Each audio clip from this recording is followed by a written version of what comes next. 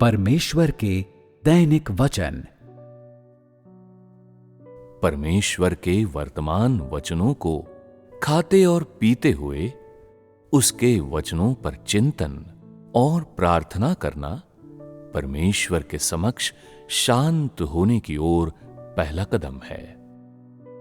यदि तुम सच में परमेश्वर के समक्ष शांत रह सकते हो तो पवित्र आत्मा की प्रबुद्धता और रोशनी तुम्हारे साथ होगी। समस्त आध्यात्मिक जीवन परमेश्वर की उपस्थिति में शांत रहने से प्राप्त किया जाता है। प्रार्थना करने में तुम्हें परमेश्वर के समक्ष शांत अवश्य होना चाहिए। केवल तभी तुम पवित्र आत्मा द्वारा प्रेरित किए जा सकते हो।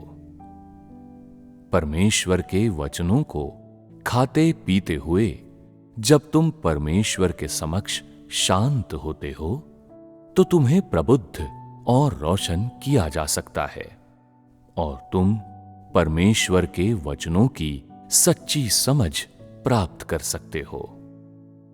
ध्यान और संगति की अपनी सामान्य गतिविधियों में और अपने हृदय में परमेश्वर के निकट होने में जब तुम परमेश्वर की उपस्थिति में शांत हो जाओगे तो तुम परमेश्वर के साथ वास्तविक निकटता का आनंद ले पाओगे। परमेश्वर के प्रेम और उसके कार्य की वास्तविक समझ रख पाओगे और परमेश्वर के इरादों के संबंध में सच्चा चिंतन और देखभाल दर्शा पाओगे।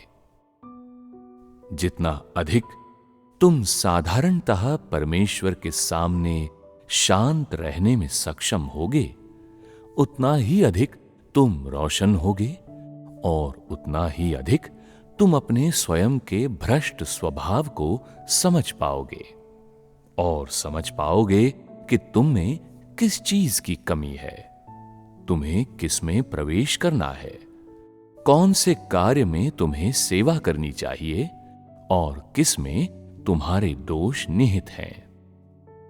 ये सब परमेश्वर की उपस्थिति में शांत रहने से प्राप्त होता है। यदि तुम परमेश्वर के समक्ष अपनी शांति में सच में गहराई प्राप्त कर लेते हो तो तुम आत्मा के कुछ रहस्यों को स्पर्श कर पाओगे।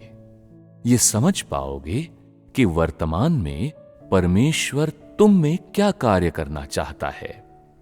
परमेश्वर के वचनों को अधिक गहराई से समझ पाओगे।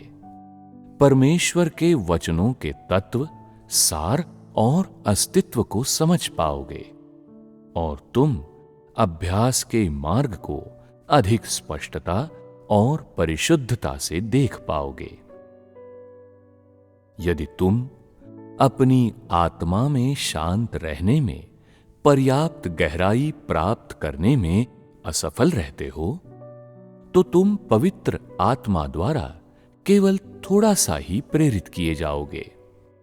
तुम अंदर से मजबूत महसूस करोगे और एक निश्चित मात्रा में आनंद और शांति अनुभव करोगे, लेकिन तुम कुछ भी गहराई से नहीं समझोगे। मैंने पहले कहा है, यदि लोग अपना पूरा सामर्थ्य नहीं लगाते हैं तो उनके लिए मेरी वाणी को सुनना या मेरा चेहरा देखना कठिन होगा। ये परमेश्वर के समक्ष शांति में गहराई प्राप्त करने का इशारा करता है, न कि सतही प्रयास करने का। जो व्यक्ति वास्तव में परमेश्वर के समक्ष सच में शांत रह सकता है वो खुद को समस्त सांसारिक बंधनों से मुक्त कर पाता है और परमेश्वर द्वारा कब्जा किए जाने में समर्थ होता है। वे सभी जो परमेश्वर के समक्ष शांत होने में असमर्थ हैं, निश्चित रूप से लंपट और स्वच्छंद हैं। वे सभी जो परमेश्वर के समक्ष शांत रहने में समर्थ हैं, वे लोग हैं जो परमेश्वर के समक्ष पवित्र हैं और जो परमेश्वर के लिए लालायित रहते हैं। केवल परमेश्वर के आगे शांत रहने वाले लोग ही जीवन को महत्व देते हैं, आत्मा में संगति को महत्व देते हैं, परमेश्वर के वचनों के प्यासे होते हैं और सत्य का अनुसरण करते हैं। जो कोई भी परमेश्वर के आगे शांत रहने को महत्व नहीं देता है और परमेश्वर के समक्ष शांत रहने का अभ्यास नहीं करता, वो अहंकारी और अल्पज्ञ है, संसार से जुड़ा है और जीवन रहित है। भले ही वे कहें कि वे परमेश्वर में विश्वास करते हैं, वे केवल दिखावटी बात करते हैं। जिन्हें परमेश्वर अंततः सिद्ध बनाता है और पूर्णता देता है, वे लोग हैं जो परमेश्वर की उपस्थिति में शांत रह सकते हैं। इसलिए जो लोग परमेश्वर के समक्ष शांत होते हैं, वे बड़े आशीषों का अनुग्रह प्राप्त करते हैं।